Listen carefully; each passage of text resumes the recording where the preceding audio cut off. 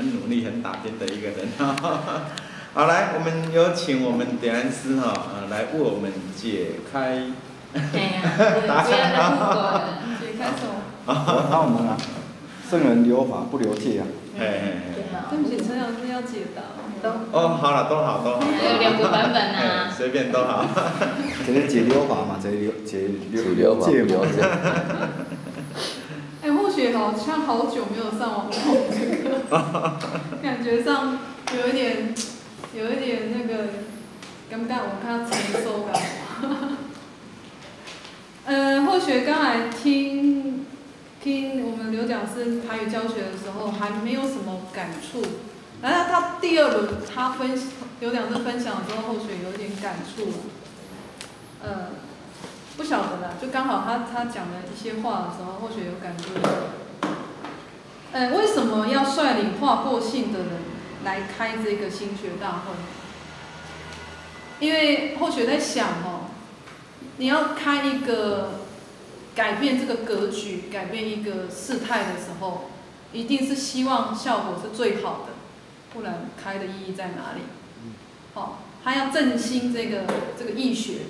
兴的意思就是让它兴旺起来，这个举动，那他必须要找到的那个人员，是真的有办法帮助这个债务的一个问题的。为什么一定要划过性的？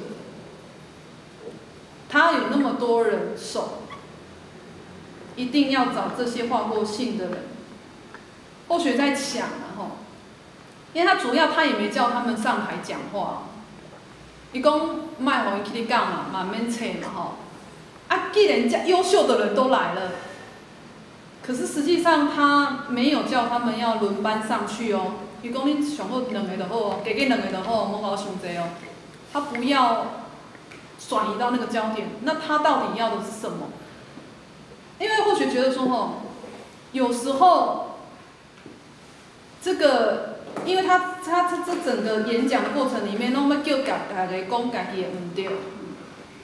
各位浅显想一下今天要讲你自己的不对，而且要讲真的不对的事情的时候，那个过程一定是忏悔，一定是一个很悲伤的过程。应该袂人讲甲足欢喜咧笑的，应该大部分都不会这样。你讲的迄过程拢讲我家己较早话唔对，那个时候的那个情绪值。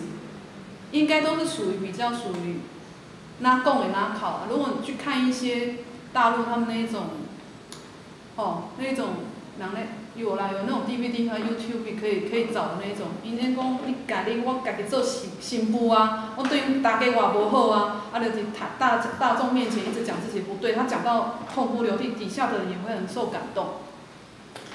那王凤仪他要的。应该不是只是在走那个煽情的那个方向，所以他需要这些化性的人，他的能量值可以平衡。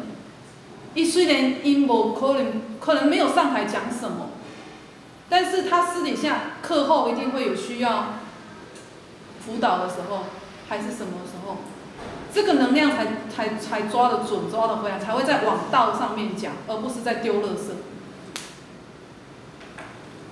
我不晓得各位浅显你不了解，或许要说的感觉啦，就是我们如果深入其境，咱是其中一个人在迄内底的时阵，我在讲我的不对，我在忏悔我的事情，可是没有一个正面的能量告诉我到底要怎么做、怎么改的时候，我顶你我把我的垃圾吐完而已啊，就叫做炮轰大会，就是家己物件讲尔，那个能量是出不来的。那所以我觉得王凤仪她的铺陈用心到说，她会知道说这样的一个格局会产生一个什么样的效应，那她需要去什么样的人员布装在里面，让这整个场子不会走于流于那一种，就是刚刚好像宣泄啊，还是什么礼仪。那回应小美说的还没有之前，她就说。既然是不用书讲个人自己的本分的话，都讲自己做人的道，那张雅轩就问他了：“你要当主讲吗？”他也说他不成。因为他想要借这个机会向大家学，要集思广益。这是后学觉得说他不是只是说谦虚的说他不成而已。我觉得如果以他一个站在那个角度的人的时候，他也在看说，除了这些划过性的人之外，还有哪些人是值得继续进一步的让他更上一层楼？所以他必须是一个在一个平衡点上，他抓得很好。所以我觉得这应用在我们身上有时候或许会觉得，我们一个人一个家庭来讲，如果我们想影响家里面的成员的时候，不好意思，你自己没有划过性是很难的。就是或许直截了当的讲咱想讲咱家内的人要安怎改变，是安怎朝着你自己理想方向、你的大同世界去走？为什么跟距离那么差距那么大？是因为我们本身自己到底划性了没有？这是第一点。第二点，我们有没有办法像王凤仪这样，我们去像大海纳百川一样，我让你讲，我静静的去听你讲，那我知道你自己哪里的去，我能够很冷静的去分析你这个人的时候，我怎么样去生出我应该能够帮助的方法。这是我或许在看这个故事的时候觉得很感慨啦。因为第一点就是说，我们自己家庭也好，道场也好，为什么没有办法朝着自己的目标来走？就是第一，我们没有划线；第二，我们没有黄凤仪的雅量，我们没有办法接受我们环境里面自己眼中认为的缺陷跟不好的那一些，我们有没有给他一个平台跟一个机会？咱拢认为讲咱咧做对就好哟，但是未必啊。那再来就是说，小美问的这个圣人说的话、留的书，只记善言，只留法没留戒不是说只留法没留戒了当然，像你说孔子也讲了君子要四物啊，非礼勿听，非礼勿言，非礼勿动，非礼勿什么？非礼勿视，非礼勿听，非礼勿言，非礼勿动。他有讲戒啊，要克己复礼啊，都讲了。但是实行的人少，所以只徒留法。不是说那个时候没留下戒律，是大家讲要讲，但未要做，嘛无想要做，所以就空留一个法在那边。就知影讲有效是对的。人要对人义礼智信拢对，拢知，但是做不到，所以这个徒留一个一个空话，一个法而已。那戒其实一直存在的，怎么会没有？只是不愿意去做啊，就形同虚设。譬如讲，哪规定的讲酒后不可开车，你不走的人就不把它当戒啊。你遵守的人，你觉得他是戒还是不是戒？是戒也不是戒，但是对不想走的人，他根本不把它放在眼里。所以王凤仪他另类的提出一个点，就是说，把会行道的当法师，把不会行道的当戒师。那我们不是去看谁不会行道是看你内在哪一个方面你没有行到的道，那个是你的戒。不是去看讲小美丽就是倒位无做好，我不能像你一样，就是你还在看别人。